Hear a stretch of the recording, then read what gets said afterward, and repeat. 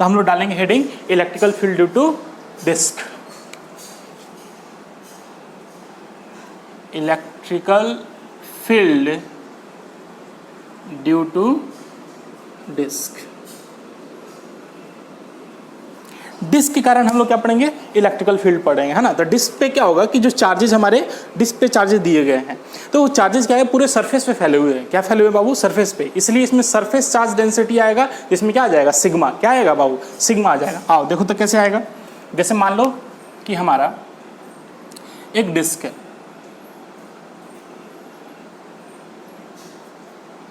ठीक है, ये मान लो हमारा क्या है बाबू, डिस्क है, और ये डिस्क का एक्सिस है, ठीक है, ये डिस्क का क्या है, एक्सिस है। मान लो कि डिस्क की रेडियस भी अपनी क्या है, रेडियस r है, और ये अपना डिस्क है, ठीक है।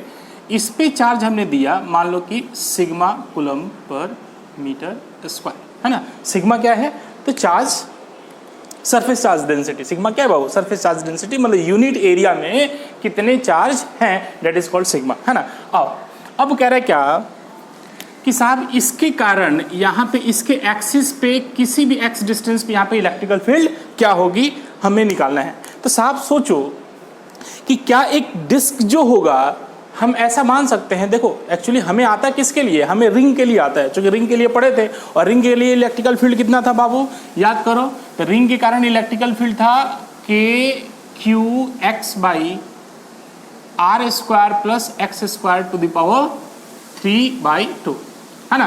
बाबू याद करो, यही था इलेक्ट्रिकल फील्ड।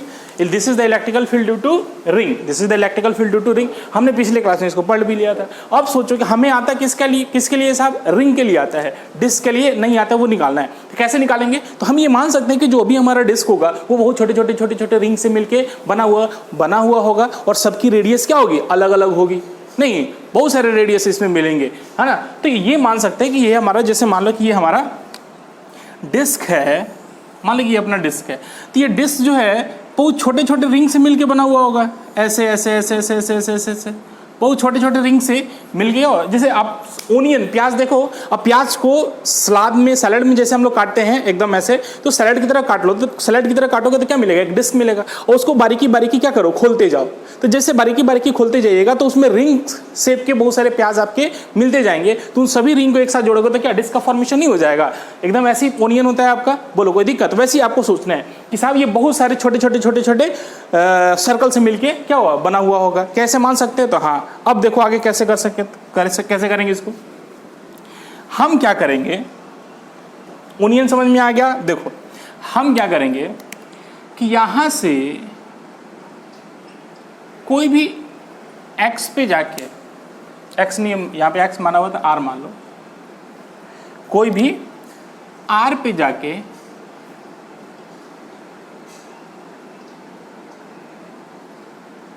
dr थिकनेस का, दिखाई दे रहा है बाबू, शाबाश, ये कितना हो जाएगा, dr थिकनेस, है ना।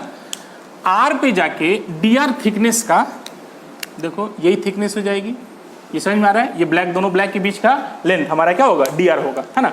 तो हम ये क्या माने कि किसी भी r पे जाके dr थिकनेस का एक क्या माने, हमने रिंग काट लिया, और इस रिंग पे जो चार्ज हमने माना वो मान लो कि dq चार्ज होगा। क्या dq की वैल्यू निकाल सकते थे, हाँ, तो देखो ना क्या सिग्मा दिया हुआ है, तो सब निकल जाएगा आराम से।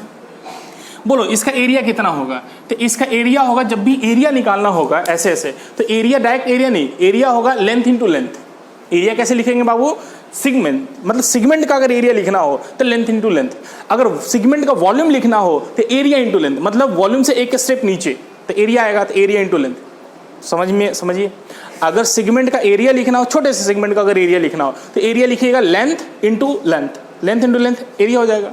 अगर आपको सिगमेंट का वॉल्यूम लिखना होगा तो वॉल्यूम कैसे लिखेंगे, तो एरिया इंटू लेंथ, मतलब एक स्टेप नीचे आना है, ठीक है, हमेशा सिगमेंट का यही होगा। आओ देखो, तो इसका लेंथ कितना होगा, पूरा 2πr, और ये थिकनेस कितनी हमने माना, dr, और कह रहा है कि यूनिट, ये एरिया मिल गया, तो यूनिट एरिया में कितना चार्ज है, सिग्मा, तो इतने एरिया में कितना चार्ज होगा, इतना into sigma, this is your dr। dq आ गया। अब कह रहे क्या कि इस रिंग के कारण क्या एक्सिस पे निकालने हमें आता है? हाँ, रिंग के कारण एक्सिस पे निकालने यही आता है इलेक्ट्रिकल फील्ड पावर। लिख लो, बोलो कितना होगा। तो इसके कारण, इस छोटे से रिंग के कारण जो आपको इलेक्ट्रिकल फील्ड मिलेगी, दैट इज द छोटा सा इलेक्ट्रिकल फील्ड, और उस इलेक्ट्रिकल फील्ड की वैल्यू होती है के क्यू। तो क्यू क्या होगा? D Q x by are square plus x square to the power क्या लिखेंगे बाबू? 3/2। शाबाश बाबू। या डी की वैल्यू लिखो यहाँ पे, के की वैल्यू हो गई 1/4 pi epsilon not into D की वैल्यू कितनी हो जाएगी? 2 pi R D R into sigma. ये x ऊपर आ गया, इधर होगा R square plus x square to the power 3/2। ये वाला हम लिख दिए। बोलो कोई दिक्कत तो नहीं? देखो कटने वाला क्या है? 2 pi is being cancel out by 4 pi by 2। अरे बोलो हाँ, इतना भी समझ में आएगा। अब बाकी कुछ कटने वाला नहीं है, जो है उसको लिख लो। या डीई की वैल्यू क्या आपको मिल जाएगी? तो डीई की वैल्यू होगी, जो कांस्टेंट है ना, तो उसको बाहर निकाल लो। तो कांस्टेंट आपका नहीं,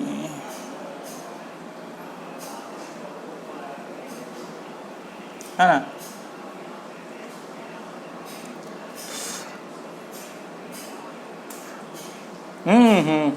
गड़बड़ हो गया भाव। गड़बड़ क्या है कि ये रेडियस क्या थी? Capital R. ये वह उस रिंग का रेडियस था जो पहले हम लोग पढ़े थे, उस रिंग की रेडियस आर थी। अब सोचो यहाँ पे रिंग कितना है, इस रिंग की रेडियस कितनी है? अरे छोटे वाले का निकाला ना, DE. D is that is छोटे वाले का इलेक्ट्रिकल फील्ड। तो यहाँ पे रेडियस कितनी है? आर है, स्मॉल आर है। तो यहाँ पे हम लोग क्या लिखेंगे बाबू? स्मॉल आर का स्क्वायर। कोई दिक्कत नहीं। यहाँ पे भी क्या लिखेंगे? स्मॉल आर का स्क्वायर। बोलो कोई दिक्कत नहीं। अब कह रहे हैं जो कांस्टेंट है उसको बाहर निकाल लो। तो कांस्टेंट वाले टर्म क्या है? आर वेरिएबल है, डी आर वेरिएबल है, सिग्मा कांस्टेंट है, एक्स भी कांस्टेंट है, बाई 2 एप्सिलॉन नॉट कांस्टेंट है, बाकी ये वेरिएबल हो गए। तो ऊपर में क्या बच गया बाबू? R D R by are square plus x square to the power 3/2। ये आपका बच गया बाबू? नहीं। अब बेसिकली क्या करना है, हमें इंटीग्रेशन कर लेना है। इंटीग्रेशन कर लो। तो अब लिमिट कहाँ से कहाँ तक देंगे साहब? तो अब पूरा का पूरा रिंग, हमें अगर ये छोटे से रिंग के कारण इलेक्ट्रिकल फील्ड मिला है तो पूरा डिस्क चाहिए। इसका मतलब क्या है? डिस्क के लिए क्या होगा कि यहाँ से लेके यहाँ तक का रेडियस हम पूरा इंटीग्रेट करना पड़ेगा बाबू। डिस्क चाहिए ना, तो डिस्क की रेडियस क्या है? 0 से लेके कैपिटल आर तक। नहीं, तो 0 से लेके कैपिटल आर तक हम लोग कर देंगे तो इलेक्ट्रिकल फील्ड 0 से लेके ई तक मिल जाएगी। बोलो कोई दिक्कत नहीं? आओ आगे देख लेते बाबू यहाँ पे। अब बेसिकली क्या है कि साहब देखो, ऐसा ऐसा इंटीग्रेशन आपके पास फिर से आ गया। ऐसे ऐसे इंटीग्रेशन के लिए हम आपको एक बार इसके पहले वाले क्लास में या उसके पहले वाले क्लास में आपको बताए होंगे कैसे से का इंटीग्रेशन कैसे करना है। ऐसे ऐसे का इंटीग्रेशन सिंपल बनाने के लिए इसको क्या करो बाबू? R square plus x square को क्या मान लो? कुछ अलग कॉन्स्टेंट मान लो, का स्क्वायर मान लो। लेट एज्यूम कर लो यहाँ पे, let r square plus x square बराबर मान लो कि टी स्क्वायर। अब बाबू क्या चाहिए आपको? डी आर चाहिए, आर डी आर चाहिए। तो इसको डिफ्रेंशिएट कर दो, तो 2r into D R, x constant है, बराबर 2t इंटू डी टी। बोलो कोई दिक्कत नहीं? तो 2 is being cancel out by 2, तो बचा क्या? आर डी आर बराबर क्या होगा? T D T. तो साहब यहाँ पे देखो, आर डी आर को हम लोग टी डी टी के टर्म में लिख सकते हैं। बहुत बढ़िया। लेकिन लिमिट को भी चेंज करना पड़ेगा। अगर ये वैल्यू हम लोग चेंज कर रहे हैं, आर डी आर को हम लोग किस में चेंज कर रहे हैं? टी डी टी में चेंज कर रहे हैं, तो इसलिए लिमिट भी हमें टी डी टी में ही लाना पड़ेगा। तो चलो देखो लिमिट कैसे देख लेंगे। यहाँ से आ जाएगा लिमिट। क्या कह रहा है कि जब r की वैल्यू 0 है, जब r की वैल्यू 0 होगी, देखो ना r की वैल्यू 0 है ना, तो देखो r की वैल्यू 0, तो r बराबर 0 पे जब कैपिटल R की वैल्यू 0 होगी, सॉरी स्मॉल r बराबर क्या हो जाएगा? 0 जब होगा, देन एक्स स्क्वायर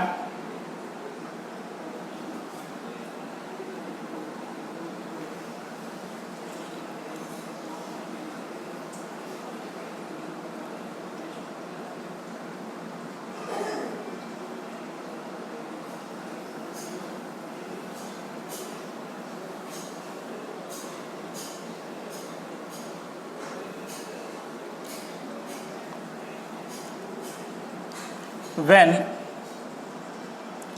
r बराबर क्या हो जाएगा? Capital R। तब देख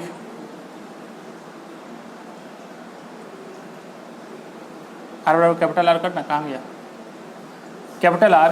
तो then T square is basically r square plus x square हो जाएगा, या टी बराबर क्या हो जाएगा under root are square plus x square, है ना। तो आर बराबर 0 तो यहाँ पे या टी बराबर क्या हो जाएगा एक्स हो जाएगा। ठीक है बाबू, कोई दिक्कत नहीं।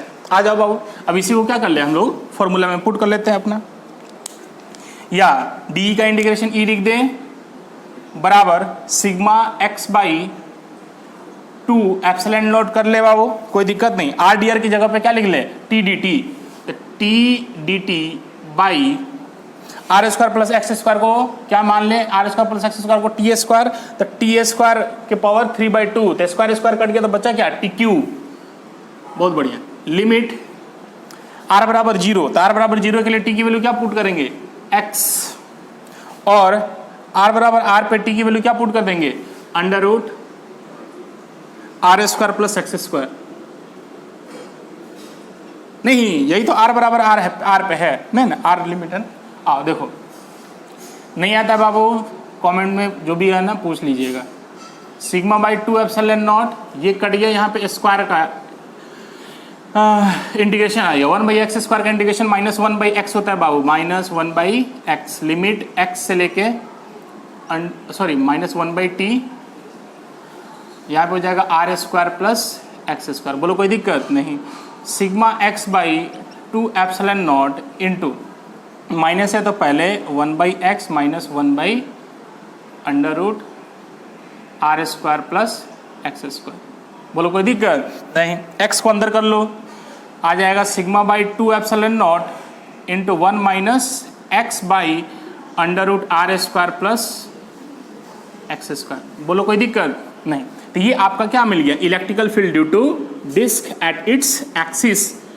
डिस्क के एक्सिस पे किसी भी एक्सिस में जो इलेक्ट्रिकल फील्ड मिलेगी वो हमारी क्या मिल जाएगी, ऐसे ही आंसर आ जाएगा। बोलो कोई दिक्कत नहीं।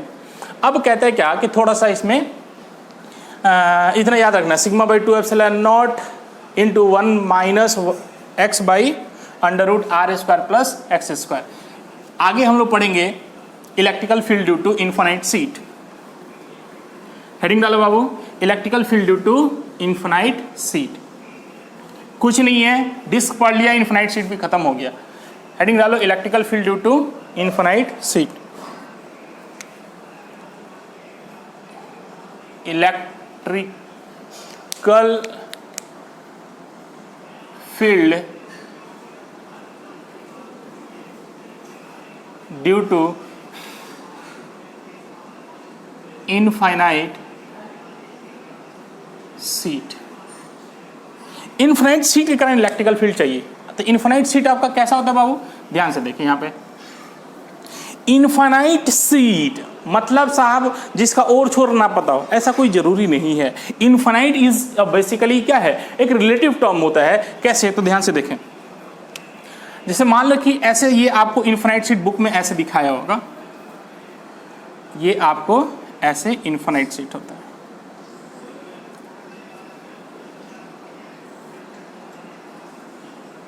ठीक है, ऐसे करने का मतलब हो गया साहब कि साहब ये बहुत ऊपर नीचे गया हुआ है ना। और इसे ऐसे ही हम लोग क्या कर रहे हैं, इनफिनाइट सीट को दिखाते हैं। और इस पे हम लोग चार्ज दे देते हैं sigma coulomb per metre square, और चार्ज इस पे क्या हो रहा है, ऐसे ऐसे भर गया है, चार्ज इस पे भरा हुआ है ना, यूनिफॉर्मली डिस्ट्रीब्यूटेड चार्ज है ना। आओ अब कह रहा है क्या कि यहाँ से किसी भी डी डिस्टेंस पे यहाँ पे इलेक्ट्रिकल फील्ड क्या होगी वो आपसे पूछा जा रहा है। ठीक है, और है क्या है, इनफिनाइट सीट है। अभी हम लोग सोचो डिस्क पढ़े हैं, डिस्क के कारण electrical field sigma by 2 epsilon not into 1 minus x by under root are square plus x square. ये हम लोग क्या पढ़े, अभी हम लोग पढ़े। अब तू सोच, क्या ये जो डिस्क है यही इनफिनाइट सीट की तरह बिहेव कर सकता है? हाँ, कब? तो disc will behave like infinite sheet. Star देके लिखो, ध्यान से देखो कि डिस्क विल बिहेव लाइक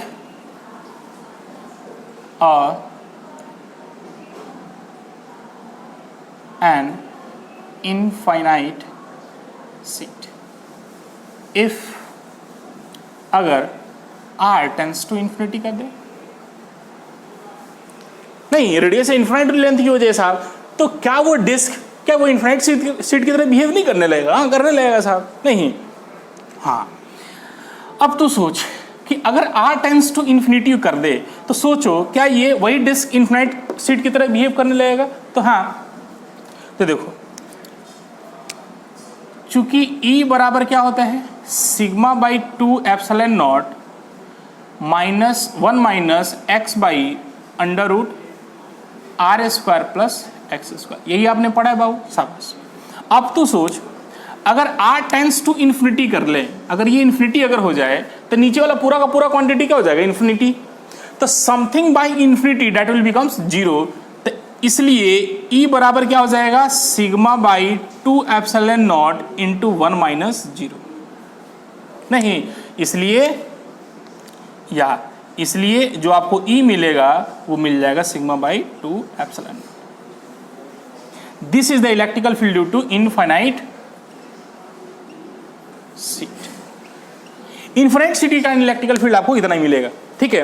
अब कहता है क्या बाबू कि साहब इनफाइनाइट सीट के कारण इलेक्ट्रिकल फील्ड तो मिल गया, लेकिन हमें क्या चाहिए था साहब? मात्र d डिस्टेंस पे चाहिए था। ये पता नहीं कौन से डिस्टेंस पे दे रहा है, इस सब इसमें d है ही नहीं। इसका मतलब this electrical field does not depend upon the distance. सभी जगह इलेक्ट्रिकल फील्ड हमारी क्या मिलेगी? कांस्टेंट इलेक्ट्रिकल फील्ड मिलेगी, बशर्ते कि सिग्मा की वैल्यू हमारी क्या हो? कांस्टेंट हो। मतलब जो सरफेस चार्ज डेंसिटी क्या हो? अगर कांस्टेंट है तो इलेक्ट्रिकल फील्ड हमें क्या मिलेगी साहब? कांस्टेंट मिलेगी। चाहे यहां पूछ लो, यहां पूछ लो, यहां पूछ लो, यहां पूछ लो, सभी जगह electrical field sigma by 2 epsilon not ही मिलेगा। बोलो इसमें कोई दिक्कत नहीं। तो लिख लेना, this electrical field is independent of the distance. This electrical field is independent of, heading डालो, properties of electrical field lines. Properties of electrical field lines. Electrical field lines की हम लोग क्या पढ़ेंगे बाबू? प्रॉपर्टीज पढ़ेंगे, है ना। तो प्रॉपर्टीज क्या है? बहुत इंपॉर्टेंट है साहब कंपटीशन पॉइंट ऑफ व्यू से, है ना। ये बोर्ड में भी आता है आपको, है ना, इसलिए ध्यान से देखेंगे। पहला हम लोग पॉइंट पढ़ने वाले हैं। फर्स्ट पॉइंट कहते हैं क्या कि electrical field lines positive charge के लिए ऐसे होती हैं। मान लो अगर पॉजिटिव चार्ज रख दोगे, यहाँ पे प्लस क्यू अगर रखते हो, तो कहते हैं क्या कि साहब ये इलेक्ट्रिकल फील्ड लाइंस ऐसे जाती हैं, एकदम सिमेट्रिकल होती हैं। इलेक्ट्रिकल फील्ड लाइंस क्या होती है बाबू? सिमेट्रिकल होती हैं। और ये आइसोलेटेड चार्ज के बारे में बात करी जा रही है, मतलब दूसरा कोई चार्ज यहाँ पे प्रेजेंट नहीं है, कोई दिक्कत नहीं। तो इलेक्ट्रिकल फील्ड लाइंस क्या है कि इस सेंटर के अबाउट क्या है? सिमेट्रिकल होगा। कहीं से भी देखोगे सेंटर के अबाउट किसी भी को देखोगे तो सब क्या होंगे? सिमेट्रिकल पाए जाएंगे। आपको दिखाई भी दे रहा है। आओ, कहते हैं क्या कि पॉजिटिव चार्ज है तो ये इलेक्ट्रिकल फील्ड लाइंस हमेशा बाहर की ओर निकलती जाएंगी, है ना। तो इसको बोलते हैं ऑरिजिनेट करना, मतलब यहां से सेंटर से क्या करना है? ऑरिजिनेट कर रहा है, मतलब बाहर की ओर निकल रहा है। और ये कहां जाता है साहब? इन्फिनिटी तक ये इलेक्ट्रिकल फील्ड लाइंस पाई जाती हैं। तो पहला तो पॉइंट यही है। इसी में नेगेटिव चार्ज के बारे में अगर बात करें तो यहाँ पे अगर माइनस क्यू चार्ज रख लेते हैं तो माइनस क्यू चार्ज के कारण जो इलेक्ट्रिकल फील्ड लाइंस होती हैं, ठीक है, वो अंदर की ओर आती हैं। इलेक्ट्रिकल फील्ड लाइंस अंदर की ओर आते हुए हमें क्या नजर आती हैं, और ये भी क्या है? सिमेट्रिकल। किसके अबाउट? सेंटर के अबाउट, ठीक है। तो कहते हैं कि इसका मतलब क्या है कि साहब ये अंदर पे, मतलब सेंटर पे क्या कर रही है? मीट कर रही है, मतलब that is called terminating on origin, है ना। इस पॉइंट पे क्या कर रहा है? टर्मिनेट कर रहा है। और ये कह रहा है इस पॉइंट से ऑरिजिनेट कर रहा है, कोई दिक्कत नहीं। तो electrical field lines positive charge के लिए हमेशा originate from positive charge, originate from positive charge, और मिलती कहां पे है? कहां तक जाती है बाबू? इन्फिनिटी तक, एंड टर्मिनेट ऑन इन्फिनिटी। वैसे ही नेगेटिव चार्ज के लिए हम लोग बोल सकते हैं कि electrical field lines originate from infinity, क्योंकि ये भी आ रहा है बाबू, कहां से आ रहा है? इन्फिनिटी से ही आ रहा होगा, क्योंकि इन्फिनिटी तक इलेक्ट्रिकल फील्ड लाइंस पाई जाती है, उसके बाद हम लोग जीरो मान लेते हैं। तो कहते हैं क्या, इन्फिनिटी में basically electrical field line zero मान लेते हैं, लेकिन इन्फिनिटी जस्ट इधर वाला पॉइंट पे हमें इलेक्ट्रिकल फील्ड मिलता है, कुछ ना कुछ मिलता है, तो उधर से ही आ रहा है इलेक्ट्रिकल फील्ड, है ना, इन्फिनिटी से आ रहा है। इसका मतलब क्या है कि इन्फिनिटी से आ रहा है, मतलब ऑरिजिनेट कहाँ कर रहा होगा, इन्फिनिटी से, और टर्मिनेट कहाँ कर रहा है साहब, इस नेगेटिव चार्ज के सेंटर पे। बोलो कोई दिक्कत तो नहीं। तो इतना ही पॉइंट लिख लेना है कि लिखो electrical field lines originate from positive charge, electrical field lines originate from, originate बाहर निकलना, originate from positive charge and terminate on infinity. और कहां पे मिलेंगी साहब? इंफिनिटी में मिलेंगी, है ना। इसी में लाइन चेंज करके लिखिएगा कि electrical field lines originate from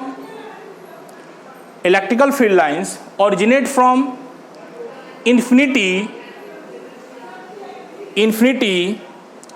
and terminate on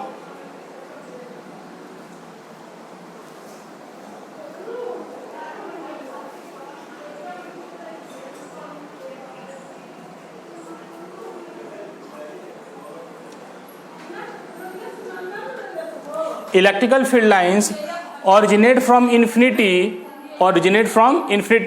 and terminates on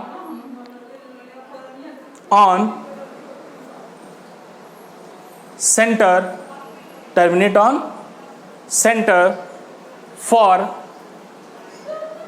negative charge particle negative charge particle के लिए ऐसा होगा, कोई दिक्कत नहीं। तो this is the first. Second point देखो,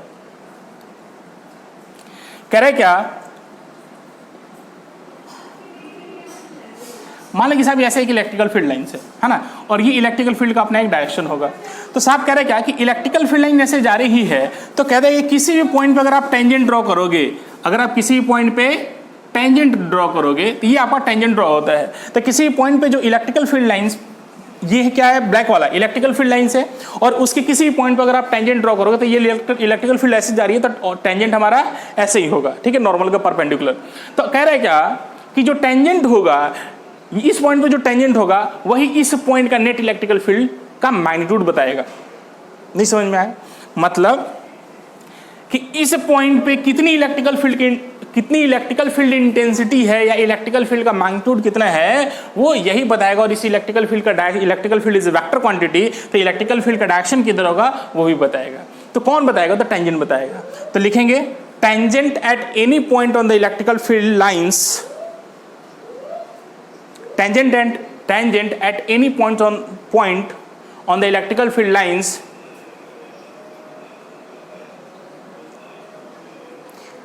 represent the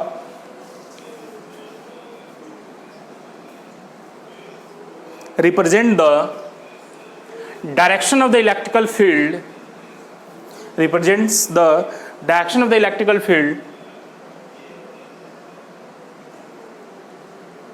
as well as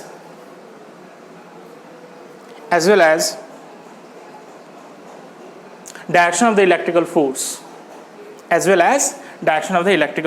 है ना। अब कह रहे क्या है कि देखो, अगर पॉजिटिव चार्ज ले रहे हैं तो पॉजिटिव चार्ज के लिए साहब अगर यहाँ पे इलेक्ट्रिकल फील्ड का डायरेक्शन दिख रहा है तो टेंजेंट किधर गया? इधर। तो जिधर की इलेक्ट्रिकल फील्ड का डायरेक्शन होगा, जिधर की ओर इलेक्ट्रिकल फील्ड का डायरेक्शन होगा, मतलब किधर? टेंजेंट की ओर होगा, तो उधर ही साहब हमारा क्या होगा? फोर्स का भी डायरेक्शन होगा। तो यहाँ पे अगर फोर्स की बात करोगे तो फोर्स भी आपका यहाँ लगेगा पॉजिटिव चार्ज के लिए। यहाँ पे फोर्स की बात करोगे तो फोर्स का डायरेक्शन इधर की ओर होगा। बोलो कोई दिक्कत नहीं। इसीलिए इलेक्ट्रिकल फील्ड लाइंस को हम लोग क्या बोलते हैं साहब? Electrical lines of forces. Electrical field lines को एक और नाम से बोलते हैं इलेक्ट्रिकल लाइंस ऑफ फोर्सेज। लेकिन मैग्नेटिक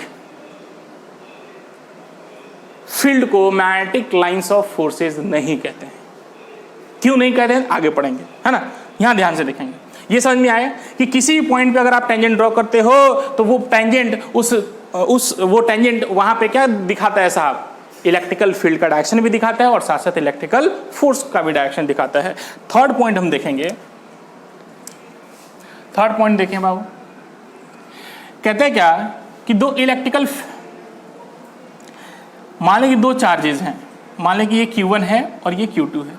इस Q1 Q2 के कारण किसी भी P पॉइंट पे जो इलेक्ट्रिकल फील्ड निकालोगे तो that will be the net electrical field. यहाँ पे इस P पॉइंट पे जो इलेक्ट्रिकल फील्ड मिलेगी उसको क्या बोलेंगे? नेट इलेक्ट्रिकल फील्ड मिलेगा। मतलब इस Q के कारण भी इलेक्ट्रिकल फील्ड अगर ऐसे मानते हो और इस Q2 के कारण इलेक्ट्रिकल फील्ड ऐसे मानोगे तो ये मान लोगे E1 और ये मान लोगे E2, ऐसे ही होगा along the line joining the two charges.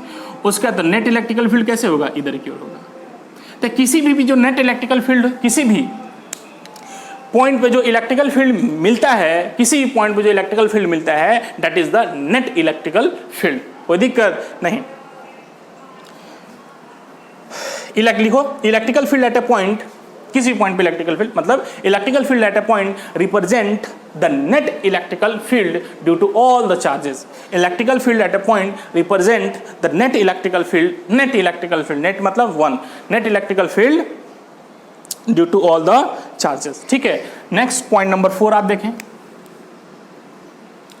कि दो इलेक्ट्रिकल फील्ड लाइंस आपस में कभी भी इंटरसेक्ट नहीं करती हैं।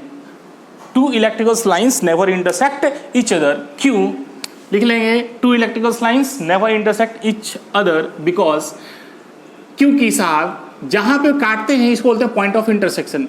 क्योंकि पॉइंट ऑफ इंटरसेक्शन पे देखो, इस लाइन के लिए यहाँ पे टेंजेंट आप ऐसे ड्रॉ करोगे और इस लाइन के लिए टेंजेंट यहाँ पे ड्रॉ ऐसे करोगे, तो टेंजेंट क्या दिखाता है? नेट इलेक्ट्रिकल फील्ड दिखाता है। टेंजेंट क्या दिखाता है? Net electrical field. तो एक ही पॉइंट पे, एक पॉइंट पे क्या एक ही इलेक्ट्रिकल फील्ड पाया जाएगा? ये भी हमने सेकंड पॉइंट में, थर्ड पॉइंट में पढ़ा। तो यहाँ पे क्या मिल रहे हैं साहब? दो इलेक्ट्रिकल फील्ड मिल रहे हैं। तो किसी भी एक पॉइंट पे दो इलेक्ट्रिकल फील्ड हमें नहीं मिलेगा, इसीलिए इलेक्ट्रिकल फील्ड लाइंस कभी भी एक दूसरे को इंटरसेक्ट नहीं करती हैं। तो लिखेंगे electrical field lines never intersect each other because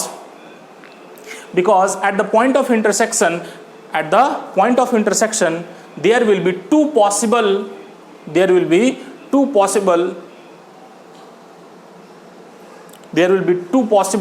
electrical field which is not possible।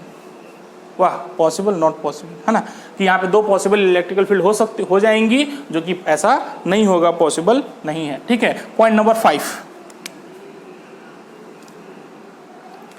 कहते हैं क्या कि electrical field always exist in close loop.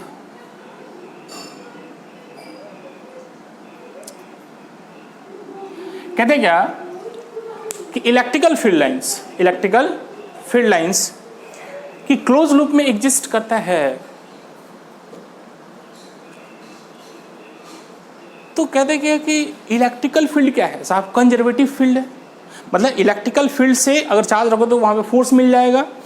तो इलेक्ट्रिकल फोर्स क्या है? एक कंजर्वेटिव फोर्स है, और कंजर्वेटिव फोर्स के द्वारा राउंड ट्रिप में वर्क डन क्या होता है साहब? 0 होता है। इलेक्ट्रिकल फील्ड के द्वारा राउंड ट्रिप में वर्क डन क्या होता है? 0 होता है। लेकिन अगर मान लो कि इलेक्ट्रिकल फील्ड लाइंस को अगर आप क्लोज लूप में अगर दिखाते हो, ऐसा होता ही नहीं है, अगर क्लोज लूप में दिखाते हो तो साहब फोर्स और डिस्प्लेसमेंट के बीच का एंगल क्या हो जाएगा? हर जगह टेंजेंट डाल दो, तो जिधर टेंजेंट डालोगे उधर डिस्प्लेसमेंट भी होगा, उधर ही फोर्स भी हो जाएगा। ऐसे जा रहा था टेंजेंट इस पॉइंट पे ऐसे, इस पॉइंट पे ऐसे, इस पॉइंट पे ऐसे, इस पॉइंट पे ऐसे। तो साहब जो टेंजेंट डालोगे तो टेंजेंट के कारण फोर्स और डिस्प्लेसमेंट के बीच का एंगल हमेशा क्या मिल जाएगा? आपको 0 डिग्री मिल जाएगा। और 0 डिग्री मिलने के कारण आपका वर्क डन कभी भी 0 नहीं हो पाएगा। लेकिन कंजर्वेटिव फोर्स के द्वारा वर्क डन क्या होता है साहब? 0 होता है। राउंड ट्रिप में वर्क डन कितना होता है? कंजर्वेटिव फोर्स के द्वारा 0 होता है। लेकिन इसमें अगर ऐसा करते हैं कि अगर ये राउंड ट्रिप में अगर ये इलेक्ट्रिकल फील्ड क्लोज लूप में एग्जिस्ट करता है तो साहब वर्क डन यहाँ पे 0 नहीं मिलेगा। क्यों? क्योंकि फोर्स और डिस्प्लेसमेंट के बीच का एंगल हमेशा 0 डिग्री रहेगा, इसलिए वर्क डन कभी भी 0 नहीं होगा। और वर्क डन 0 नहीं है, इसका मतलब साहब फोर्स क्या है? कंजर्वेटिव फोर्स है, और कंजर्वेटिव फोर्स के द्वारा वर्क डन हमेशा राउंड ट्रिप में क्या होता है? 0 होता है। इसलिए साहब ये क्या होगा? पॉसिबल नहीं है। तो लिखेंगे कि electrical field lines never exist in close loop. Electrical field lines never exist in close loop, क्योंकि ये ऐसा पॉसिबल ही नहीं है। नहीं, अगर पॉसिबल होता तो राउंड ट्रिप में वर्क डन 0 होना चाहिए था, लेकिन वर्क डन तो 0 हो ही नहीं रहा है। क्यों? क्योंकि फोर्स और डिस्प्लेसमेंट के बीच हमेशा 0 डिग्री एंगल है।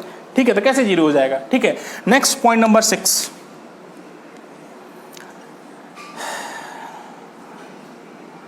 ये ए पॉइंट मान लो और ये बी पॉइंट मान लो। ठीक है, तो कह रहे हैं क्या कि higher the density of the electrical field, higher the density of the electrical field, लिख लो higher the density of the electrical field, higher the value of the electrical field intensity. Higher the density of the electrical field, higher the value of the electrical field intensity. मतलब तुम देखो electrical field lines की density A point पे ज्यादा है या B point पे ज्यादा है? तो साहब ए पॉइंट पे इलेक्ट्रिकल फील्ड लाइंस की डेंसिटी क्या है? ज्यादा है, जबकि बी पॉइंट पे इलेक्ट्रिकल फील्ड लाइंस की डेंसिटी ज्यादा नहीं है, क्योंकि एरिया बढ़ गया, लाइंस हमारे 3 ही है, यहाँ पे एरिया कम है और लाइंस भी हमारी क्या है? 3 ही यहाँ पे। ठीक है, तो इसलिए यहाँ पे इलेक्ट्रिकल फील्ड लाइंस की डेंसिटी ज्यादा पाई जाएगी, यहाँ पे इलेक्ट्रिकल फील्ड लाइन की डेंसिटी कम पाई जाएगी। इसलिए आप क्या कह सकते हो कि जहाँ पे इलेक्ट्रिकल फील्ड लाइंस की डेंसिटी ज्यादा होगी वहां पे इलेक्ट्रिकल फील्ड भी क्या हो जाएगा? ज्यादा हो जाएगा। ठीक है, मतलब electrical field at A is greater than electrical field at B. Next point आप देखेंगे बाबू, 6 के बाद 7 पॉइंट देखेंगे कि अगर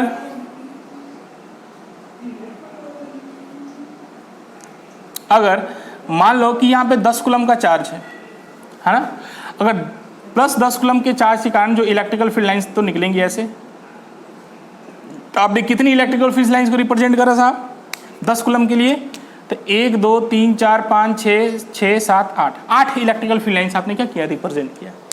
तो साहब अगर 10 कूलम के चार्ज के लिए अगर आप 8 इलेक्ट्रिकल फील्ड लाइंस रिप्रेजेंट कर रहे हो, तो 5 कूलम के लिए आप कितना रिप्रेजेंट करोगे, तो इसका आधा। 5 कूलम के लिए कितना आप रिप्रेजेंट करोगे, तो 5 कूलम के लिए साहब इसका आधा ही रिप्रेजेंट कीजिएगा आप। 1 2 3 4 ये हो जाएगा 5 कूलम, प्लस में है तो बाहर हो जाएंगे। बात समझ में आई क्या, कि the number of electrical field lines, जो इलेक्ट्रिकल फील्ड लाइंस का नंबर है वो बेसिकली किस पे डिपेंड करता है, उसके मैग्नीट्यूड पे डिपेंड करता है। ठीक है, द नंबर लिख लेंगे, the number of electrical field lines, the number of electrical field lines is directly proportional to the magnitude of the charge. The number of electrical field lines is directly proportional to the magnitude of the charge. ठीक है, ये था आपका electrical field lines की क्या थी, properties थी। तो इलेक्ट्रिकल फील्ड लाइंस कभी भी क्लोज लूप में नहीं आता है।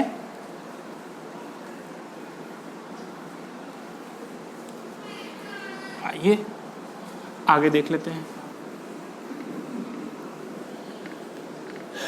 नेक्स्ट इलेक्ट्रिकल फील्ड हो गया। इलेक्ट्रिकल फील्ड के बाद हम लोग क्या पढ़ेंगे, पोटेंशियल। क्या पढ़ेंगे बाबू, पोटेंशियल। तो लिखेंगे इलेक्ट्रिकल पोटेंशियल एनर्जी, फिर पोटेंशियल पढ़ेंगे। तो सबसे पहले पढ़ेंगे electrical potential energy. Electrical potential energy of, पहले पढ़ेंगे 2 पॉइंट चार्ज पार्टिकल।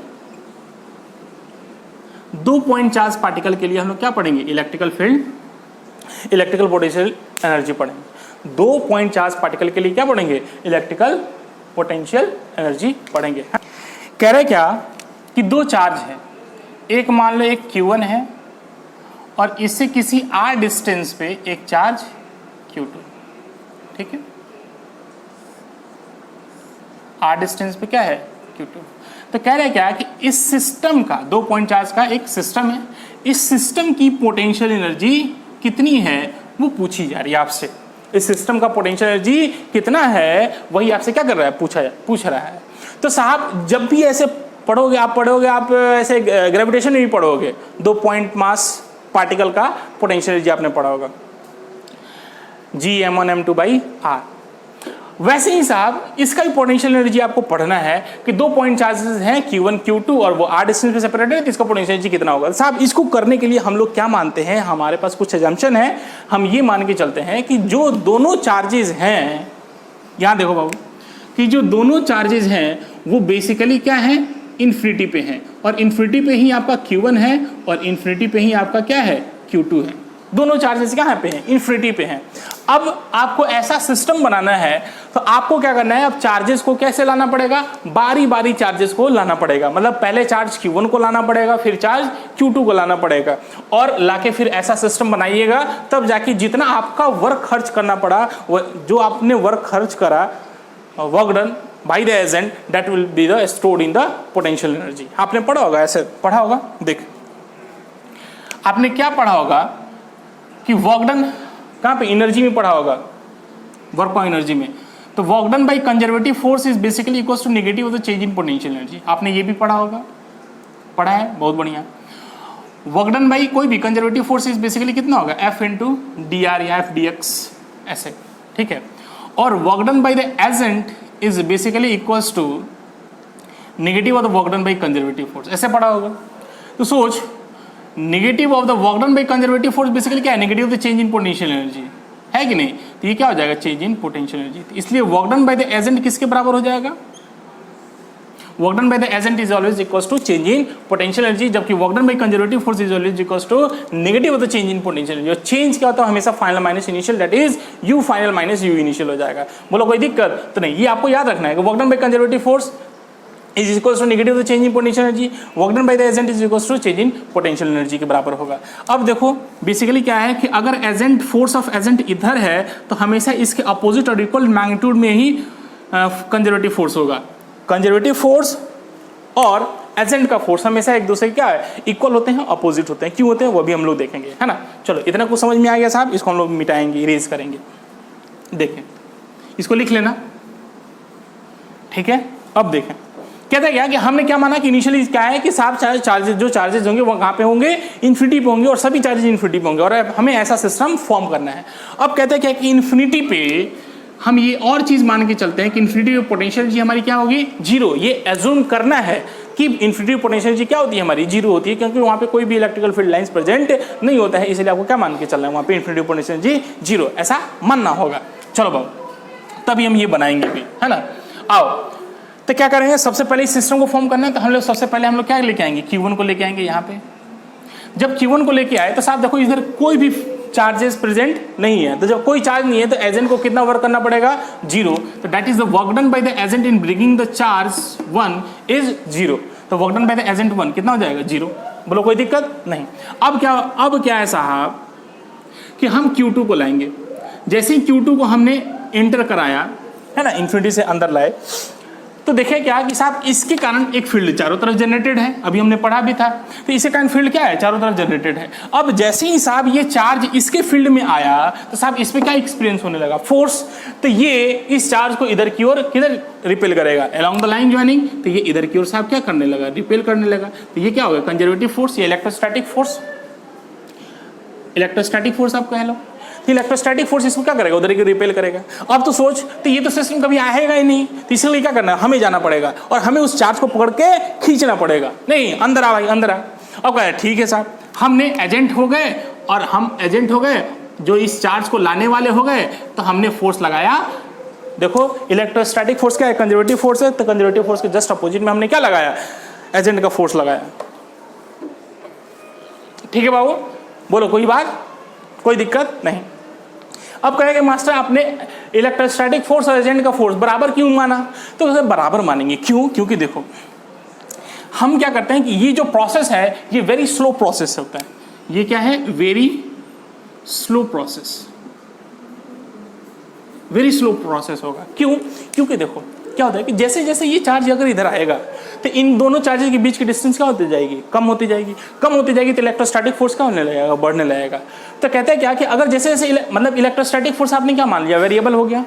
जैसे इधर आएगा तो इलेक्ट्रोस्टैटिक फोर्स हमारी क्या होगी, वेरिएबल होगी, क्योंकि आर हमारी क्या होगी, चेंज करते जाएगी। अब आपको क्या करना है कि एजेंट क्या करेगा कि मान लो कि अगर एजेंट क्या करता है कि अगर इलेक्ट्रोस्टैटिक फोर्स से क्या करने लगा, थोड़ा ज़्यादा लगा दिया, है ना, ए भाई चल तुम धीरे चलो चला खींच के लेके आते हैं। तो साहब अगर जैसे ही एजेंट इलेक्ट्रोस्टैटिक फोर्स से ज़्यादा फोर्स लगाएगा तो क्या इस सिस्टम पे, इस चार्ज पे क्या मिल जाएगा, नेट फोर्स मिल जाएगा। और जैसे ही नेट फोर्स मिलेगा तो चार्ज क्या करेगा, एक्सेलरेट कर जाएगा।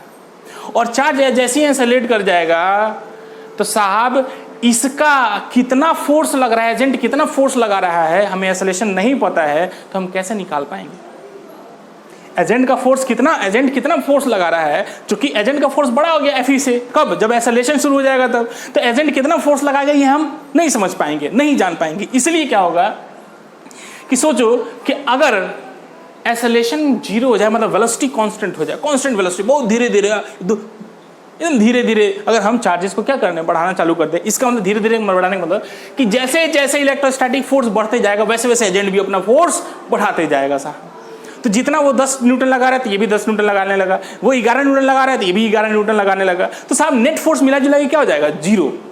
तो net force zero, acceleration zero, velocity constant, very slow slow धीरे धीरे, क्योंकि और ये तब कब पॉसिबल होगा जब हम बहुत धीरे धीरे लेके आएंगे।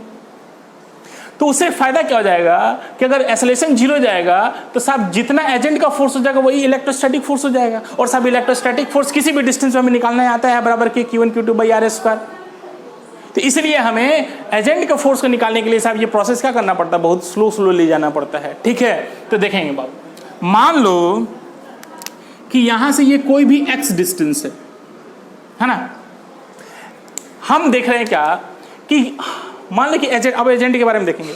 एजेंट किसी भी एक्स डिस्टेंस पे, चूंकि एजेंट ही ला रहा है, देखो ये work done by agent, agent ही लाने वाला है, तो किसी भी एक्स डिस्टेंस पे एजेंट जितना फोर्स लगा रहा है, तो यही जो फोर्स होगा ये अगले छोटे से स्मॉल डिस्प्लेसमेंट dx के लिए यही फोर्स क्या मान सकते हैं, कांस्टेंट मान सकते हैं। तो यहाँ पे जो फोर्स लग रहा है अगले यहाँ तक हमारा डिस्प्लेसमेंट क्या होगा, हमारा जो फोर्स लग रहा होगा वो क्या मान लेंगे, कांस्टेंट मान लेंगे। मतलब जो भी x पे जो फोर्स लगा रहे हैं, क्या हम ये मान सकते हैं कि बहुत छोटे से डिस्प्लेसमेंट 0.000000001 mm के लिए साहब वो फोर्स क्या होगा, कांस्टेंट हो सकती है? तो हाँ मान सकते हैं साहब, एकदम वो कोई दिक्कत वाली बात नहीं है। तो साहब ये हमने मान लिया कि x पे जो फोर्स लग रहा होगा ये फोर्स अगले dx डिस्प्लेसमेंट के लिए फोर्स क्या मानेंगे, कांस्टेंट मानेंगे। तो साहब work done by the agent निकालेंगे। तो work done by the agent is basically क्या होगा, integral force of agent F factor dot dr vector that is dx vector. बोलो ऐसे लिखेंगे। हाँ अब देख, फोर्स एजेंट का फोर्स इधर, डिस्प्लेसमेंट इधर, FA into dx cos 0 degree. क्योंकि फोर्स और डिस्प्लेसमेंट के बीच का एंगल कितना है, 0 डिग्री। बहुत बढ़िया। लेकिन तू सोच dx पॉजिटिव है कि नेगेटिव है? तो dx क्या है, बेसिकली चेंज है। चेंज कैसा चेंज है, तो वेरी स्मॉल चेंज। तो dx क्या है, चेंज है। तो चेंज होता है हमेशा फाइनल माइनस इनिशियल। तो फाइनल ये हो गया, इनिशियल यहाँ पे था, यहाँ से चलो तो फाइनल पॉइंट क्या होगा, यहाँ से यहाँ तक का फाइनल पॉइंट हो गया, और इनिशियल पॉइंट क्या था, यहाँ तक। तो चेंज क्या होगा, फाइनल माइनस इनिशियल। तो फाइनल कम हो गया, इनिशियल ज्यादा है, तो चेंज क्या हो गया, निगेटिव हो गया।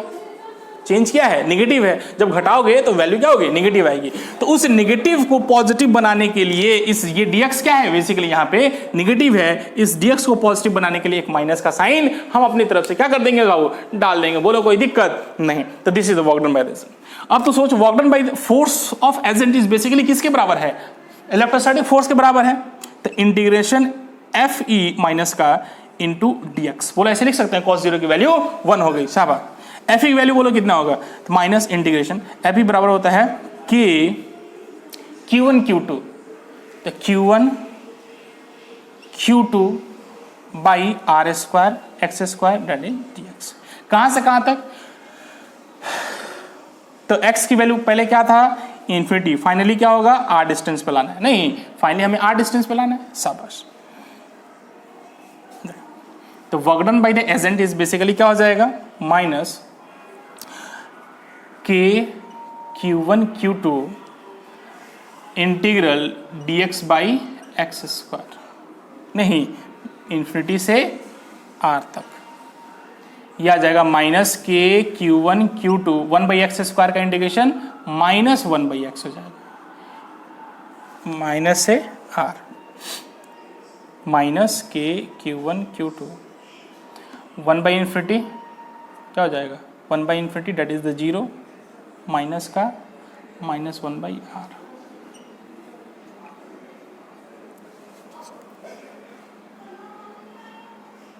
सॉरी ठीक है, लोअर लिमिट पहले पुट कर दिए ना। चलो तो कितना आ जाएगा, K Q1 Q2 अपन। तो ये हो गया work done by the agent. और अभी हमने पढ़ा कि work done by the agent basically क्या होगा, चेंज इन पोटेंशियल एनर्जी के बराबर होगा। अब चेंज बेसिकली हमें क्या निकालना है, चेंज भी नहीं निकालना है, हमें तो पोटेंशियल एनर्जी पूछ रहा है।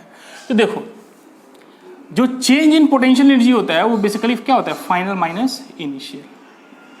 नहीं, अब फाइनल पोटेंशियल क्या होगा, U माने हैं, और इनिशियल पोटेंशियल क्या होगा, तो इनिशियली पोटेंशियल जी क्या माने हैं हमने, 0। कहां पे थे, इन्फिनिटी पे, देखो वहां पे। और चेंज इन पोटेंशियल जी आपको कितना आ गया, K Q1 Q2 बाई, इसलिए पोटेंशियल एनर्जी क्या होगा, K Q1 Q2 बाई।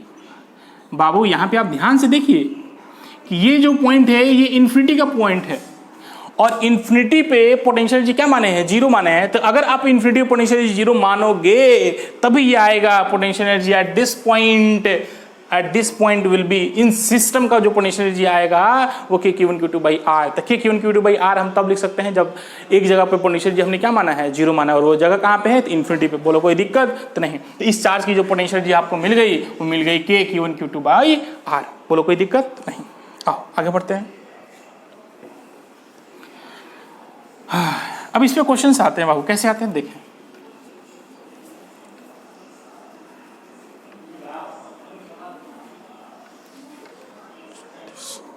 इस पे क्वेश्चन क्या आता है, देखो कहते हैं क्या कि मान लो ऐसे एक ट्रायंगल है, यहाँ पे चार्ज Q, यहाँ पे चार्ज Q, यहाँ पे चार्ज Q है, और ये डिस्टेंस A है, सब इक्विलेटरल ट्रायंगल है।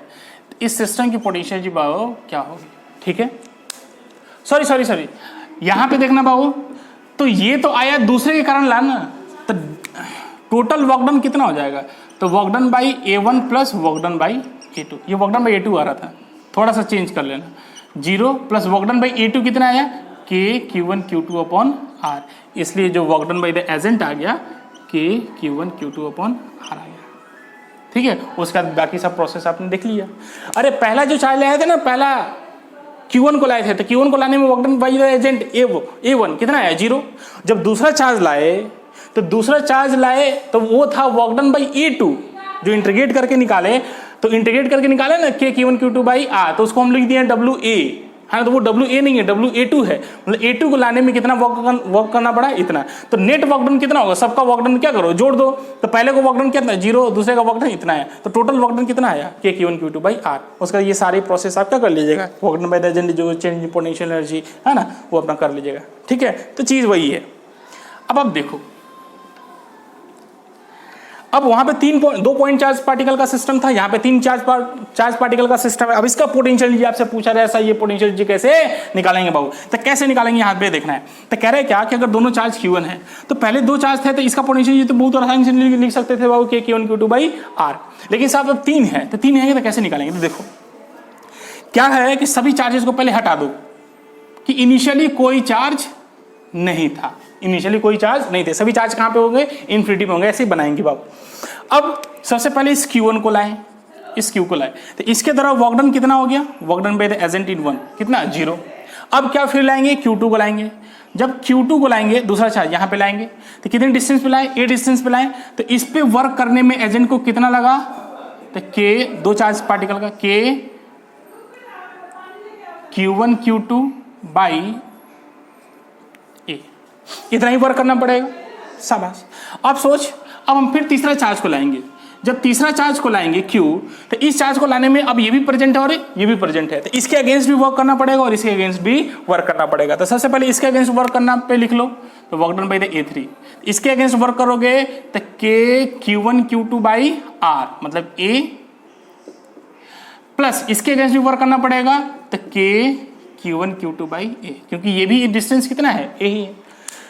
नहीं तो साहब अब क्या लिखोगे, टोटल वर्क डन मतलब WA1 plus WA2 plus WA3, मतलब क्या हो जाएगा, 0 plus KQ square by A plus 2KQ square by A, that is 3KQ square by A।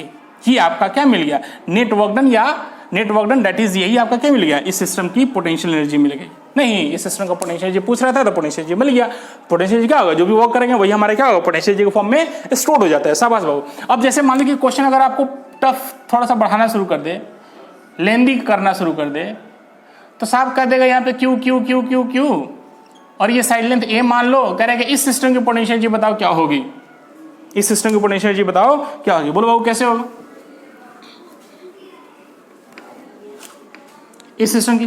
तो हमने क्या मानेंगे, इनिशियली सभी चार्ज क्या थे, इन्फिनिटी पे थे, तो सबसे पहले मान लेंगे हम इसको लेके आएंगे, तो WA1 कितना हो जाएगा, 0, इसको लेके आएंगे WA2 कितना हो जाएगा साहब, KQA स्क्वायर बाई A, फिर इसको लाएंगे तो ये प्रेजेंट है, ये प्रेजेंट है, तो WA3, तो ये प्रेजेंट है, तो इन दोनों के बीच की देखो डिस्टेंस कितना है, √2 है, तो इसी कारण पोटेंशियल जो होता है KQ स्क्वायर बाई √2 है। बोलो कोई दिक्कत, इसी कारण हो गया। अब इसके कारण ये कितने डिस्टेंस पे है, तो KQ स्क्वायर बाई A, बोलो कोई दिक्कत नहीं।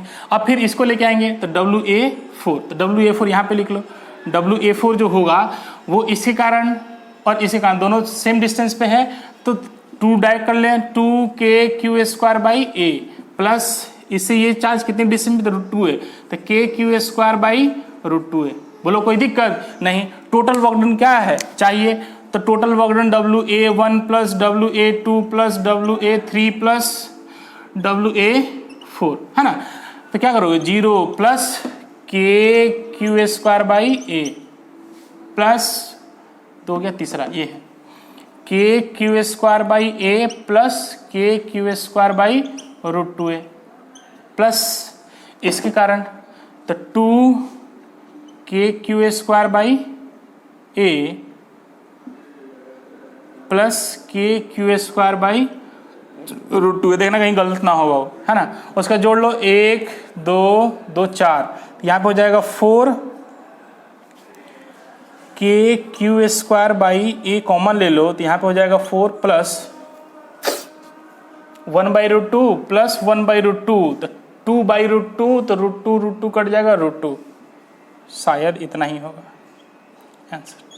तो यही से क्या हो जाएगी पोटेंशियल एनर्जी हो जाएगी। बोलो कोई दिक्कत? ऐसे ही क्या होगा, अब क्यूबॉइड दे दे बहुत तो टफ हो जाएगा तो निकलते रह जाएंगे साहब। इसके लिए एक शॉर्टकट है। शॉर्टकट क्या है कि अगर मान लो कि ये सिस्टम है 3 चार्ज पार्टिकल का और चार्ज क्या है अगर सेम रहेंगे, Q1 Q2 रहता है तो क्या करते हैं, यहाँ पे Q1 रहता है Q2 रहता है Q3 रहता है, क्या करता है Q1 Q2 by A square by A कर लेते हैं, तो कोई दिक्कत वाली बात नहीं थी। अब करेंगे चार्ज क्या है सब पे सेम होंगे और सिमेट्रिकल होंगे, मतलब सब पे चार्जेस क्या होंगे अगर सेम होंगे तो साहब इस सिस्टम की पोटेंशियल एनर्जी लिखोगे, पोटेंशियल एनर्जी ऑफ 1 कहते हैं n/2 into potential energy 1 due to all. n/2 into potential, याद रखो कि अगर चार्ज क्या होंगे सिमेट्रिकल रखे हुए होंगे, सिमेट्रिकली प्लेस करके, अगर यहाँ पे 2 कॉलम यहाँ पे 2 कॉलम यहाँ पे 2 कॉलम तभी ये फॉर्मूला वैलिड होगा। ऐसे यहाँ पे 2 कॉलम यहाँ पे 4 कॉलम यहाँ 5 कॉलम तब ये फॉर्मूला वैलिड नहीं होगा साहब। तो ये कब वैलिड होगा, तो पोटेंशियल एनर्जी जो इस सिस्टम की होगी वो n/2 potential energy 1 due to 1, n क्या है तो नंबर ऑफ चार्जेस कितना होंगे साहब, यहाँ पे नंबर ऑफ चार्जेस कितना है करके ये बता दे रहे हैं, यहाँ पे 3/2 होंगे। अब कहते हैं potential energy of 1 due to all, तो किसी एक का पोटेंशियल सबके कारण निकाल दो, इसका पोटेंशियल इसके कारण तो KQ² बाई ए, इसका पोटेंशियल इसके कारण तो KQ² बाई ए, तो डायरेक्ट 2 कर ले, देख 2 से 2 कट गया तो 3KQ² बाई ए। देख आपको आंसर यही आया था 3KQ² अपॉन ए। आप इसका करना चाहो तो इसका भी कर लो।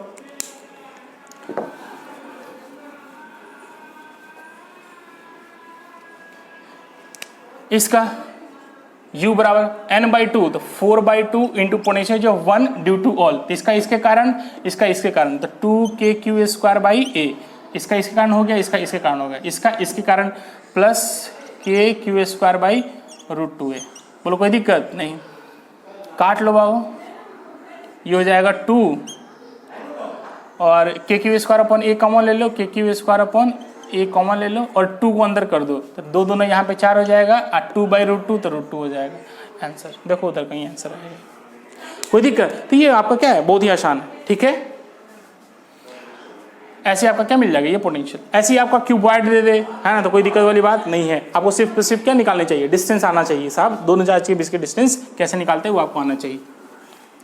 अब हम लोग पढ़ेंगे इलेक्ट्रिकल पोटेंशियल।